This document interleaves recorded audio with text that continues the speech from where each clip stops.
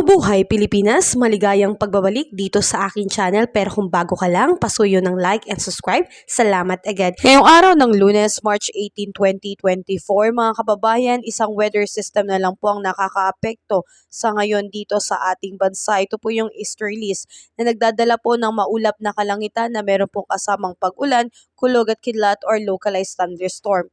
Sa ngayon mga kababayan ay wala pa rin po tayong bagyong namamataan sa loob at labas ng Philippine Area of Responsibility. Ngunit apektado pa rin po tayo ng dalang ulan or thunderstorm nitong easterlies.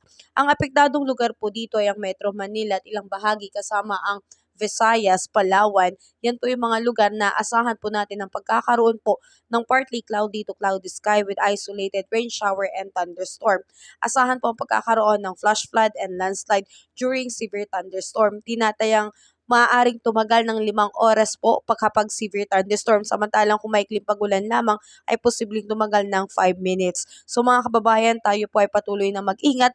Kahit na po wala po tayong bagyo na inaasahan, ay patuloy po tayo maging updated sa ating ulat panahon upang lagi po tayong maging handa.